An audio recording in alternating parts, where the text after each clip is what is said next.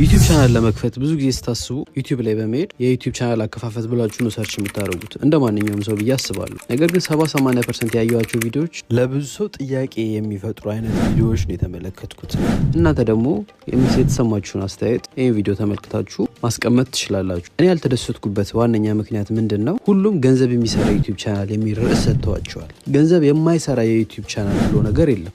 ገንዘብ የማይሰራ የዩቲዩብ ቻናል በሌለበት ሁኔታ ገንዘብ የሚሰራ ቻናል ብሎ ማውራት ተገቢ ነው ብዬ አላስብም። ስለዚህ የትኛውም የዩቲዩብ ቻናል እናንተ ክፈቱትና አግባብ ያለው ቪዲዮ እስከጫናችሁበት ድረስ ገንዘብ የማይሰራበት ምንም ምክንያት የለም። 2 ዓመት ሆኖ 3 ዓመት ሆኖ 4 ዓመት ሆኖ መቼም ክፈቱት መቼም ገንዘብ የማይሰራ ብሎ አይነት ቻናል የለም። ከዚህ ጋር ተገናኝቶ ትክክለኛና ቀላል የዩቲዩብ ቻናል አከፋፈት አሳያችኋለሁ። ገንዘብ የሚሰራና ገንዘብ የማይሰራ ብዬ ግን አልፈርጀውም። ምክንያቱም ገንዘብ እንዲሰራና እንዳይሰራ የምታደርጉት እናንተ ናችሁ። የዩቲዩቡ ባለቤት በሚሰራቸው ቪዲዮዎች አማካኝነት ገንዘብ እንዳይሰራ ይሆናል፣ በሚሰራቸው ቪዲዮዎች አማካኝነት ደግሞ ገንዘብ እንዲሰራ ይሆናል እንጂ አከፋፈቱ ላይ እንደዚህ ተደርጎ ስለተከፈተ አሜሪካ ስለተከፈተ ካናዳ፣ ጀርመን፣ ኢትዮጵያ ስለተከፈተ ወይም ደግሞ እዚህ ስልክ ላይ እዚህ ኮምፒውተር ላይ ስለተከፈተ ዩቲዩብ ቻናል ገንዘብም ማይሰራበትና ገንዘብ የሚሰራበት ምንም አይነት መንገድ ስለሌለ ማለት ነው። ስለዚህ እስከ ቪዲዮ መጨረሻ ድረስ አብራችሁን ከቆያችሁ ቀለል ባለ መንገድ እንዴት አድርጋችሁ ዩቲዩብ ቻናል መክፈት እንደምትችሉ አሳያችኋለሁ። ለዩቲዩብ ቻናላችን አዲስ ከሆናችሁ ፎሎና ላይክ ሰብስክራይብ ማድረግ እንዳይረሳ። በተመሳሳይም የቲክቶክ ቻናል አለን። እዛም ላይ አጫጭር ቪዲዮዎችን ስለምንለቅ ፎሎ ብታደርጉን ደስ ይለናል። ወደ ቪዲዮ ይዣችሁ ሲሄድ የዩቲዩብ ቻናል ለመክፈት ከሚያስፈልጉን ዋነኛ ነገሮች አንደኛው ስልክ ነው። ስልክ ከሌለን ይሄን ቪዲዮ ማየት አትችሉም ብዬ ስላሰብኩኝ ነው። ስልክ ዋነኛውና የሚያስፈልገን ነው። ብዙዎቻችን ላፕቶፕ ላይኖረን ይችላል፣ ነገር ግን ስልኮች አሉን። በስልኮቻችን ደግሞ ቀለል ባለ መንገድ ዩቲዩብ መክፈት እንችላለን። ስልኮቻችንን በምንገዛባቸው ሰዓት ላይ አሁን ላይ ያሉት ሁሉም ስማርትፎኖች ኢሜል አካውንት ይፈልጋሉ። ኢሜል አካውንት ክሬት ካልተደረገ ዩቲዩብ አፕሊኬሽኑ ራን አያደርግም። ከስልክ ቀጥሎ የሚያስፈልገን በሁለተኛ ደረጃ ኢሜል አድሬስ ነው። ኢሜል አድሬሳችንን ስንከፍተው ፓስወርዱን ማናቀው ከሆነ ያንን ፓስወርድ ሪከቨር ማድረግ አለብን፣ ወይ ፎርጌት ፓስወርድ ብለን ትክክለኛውን ፓስወርድ ለማወቅ መሞከር አለብን። ያለበለዚያ ፓስወርዱን በማናቀው ኢሜል አድሬስ ቻናል መክፈት ብዙ ጊዜ አድቫይዝ አላደርግም። ስለዚህ ፓስወርዱንና የኢሜል አድሬሱን ጽፋችሁ መዝግባችሁ ልትይዙ ይገባል የሚል ምክር አለኝ።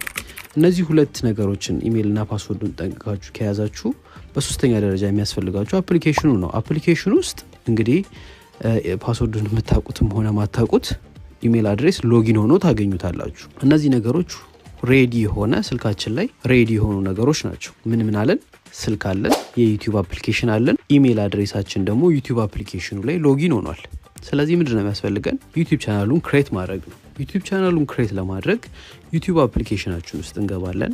ዩቲዩብ አፕሊኬሽናችን ውስጥ ስንገባ ከታች እንደየስልካችን አይነት አንዳንዴ ከታች በተለይ ከስር ታገኙታላችሁ፣ አንዳንዴ ከላይ ታገኙታላችሁ። የፕሮፋይላችሁን ፎቶ የያዘ ወይም ደግሞ በስማችሁ በስፔሊንጋችሁ ያለ ፕሮፋይል ፒክቸር ታገኛላችሁ። እሱን ስትነኩት ዩቲዩብ ቻናል ከዚህ በፊት ከፍታችሁ ካላወቃችሁ ክሬት ቻናል ምትል ከላይ ትመጣለች።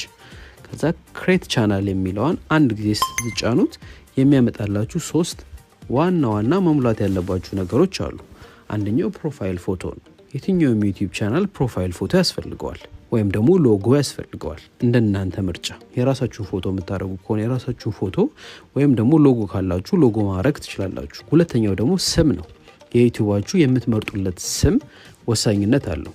ወደፊት ዩቲዩብ ላይ ሰርች ሲደረግ በቀላሉ ሊገኝ የሚችል በእኛ ማህበረሰብም ሊሆን ይችላል፣ እናንተ ኦዲየንስ ይሆናል ብላችሁ ለምታስቡት ኢንተርናሽናል ኦዲየንስም ካላችሁ ኢንተርናሽናል ኦዲየንስ ሊያውቀው የሚችል ስም ልትመርጡ ይገባል። እዚህ ጋር ስሙን የእስራስ ምልክቷን በመጫን ኤዲት ማድረግ ትችላላችሁ። ኤኒታይም ስሙን መቀየር ይቻላል። እኔ ለአሁን እድል የሚለውን በዚሁ ባለበት ሴቭ አደርገዋለሁ። በመቀጠል ሄንድል ከታች አሁን ዩቲዩብ በቅርብ ያመጣው አዲስ የጨመረው ፊቸር ነው። ሰዎች በቀላሉ እኛን ዩቲዩብ ላይ ገብተው በዚህ እንደ ዩዘር ኔም በተለምዶ ዩዘር ኔም ላይ እንደምታውቁት አይነት ነገር ነው። ስሙ ትንሽ ቀየር ብሏል። በስማችሁ ለእናንተ የምትፈልጉትን ለምሳሌ እኔ ይሄንን ቁጥሩ ላጥፎና እድል የሚለውን ልመዝግበው። እድል የሚለውን ሲይዘው ተይዟል ይለኛል። ሌላ እንደ አማራጭ ከታች የሚያስቀምጥልኝ አለ። እሱን እመርጣለሁ። እሱንም ሴቭ አደርገዋለሁ። ይህንንም በፈለጋችሁ ሰዓት መታችሁ መቀየር የምትችሉት ነው። በመጨረሻ ፕሮፋይል ፎቶ ነው። ፕሮፋይል ፎቶ ለእናንተ ለምሳሌ እንዲሆን ላስገባበት። ፕሮፋይል ፎቶን የሚለውን ትነኩታላችሁ። እሱን ስትጫኑት ቴክ ፒክቸር ይላችኋል። ወዲያ ፎቶ ማንሳትና ማስገባት ከፈለጋችሁ ወይም ደግሞ ከጋላሪያችሁ ፎቶዎችን አድ ማድረግ ከፈለጋችሁ አማራጭ ይሰጣችኋል። እኔ ለእናንተ ለምሳሌ እንዲሆን ከጋለሪ አንድ ፎቶ ፒክ አድርጌ አፕሎድ አደርጋለሁ። እንደምታዩት ቹዝ ፍሮም ጋለሪ የሚለውን መርጥና አንድ ፎቶ አፕሎድ አደርጋለሁ። እነዚህን 3 ነገሮች ካሟላው በኋላ የሚቀረኝ ከታች ያለው ዋነኛው እስካሁን ያወራንበት ነገር ቻናሉን መክፈት ነው። ክሬት ቻናል የምትል በሰማያዊ ያለችዋን አንድ ጊዜ ጫናታለሁ።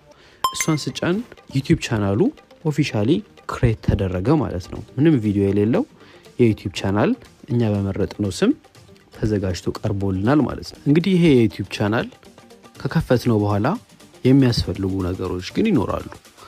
መስተካከል የሚኖርባቸው ሴቲንጎች አሉ።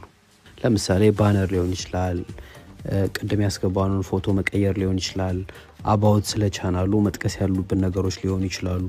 ሴቲንግ ላይ የቻናሉን ካታጎሪም ልንመድብለት ይገባል። ኢንተርቴይንመንት ነው፣ ኤዱኬሽን ነው፣ ራሱን የቻሉ የካታጎሪ ምርጫዎች አሉ። እነዛን ነገሮች ስቴፕ ባይ ስቴፕ የምታስተካክሉበትን ደግሞ ሴቲንጎች በሌላ ቪዲዮ ይዤላችሁ እመጣለሁ። ሰብስክራይብ ካላደረጋችሁን ሰብስክራይብ አድርጋችሁን የደውል በተኑን ከተጫናችሁ ሁሉ ጊዜ የምንለቃቸው ቪዲዮ ይደርሳችኋል።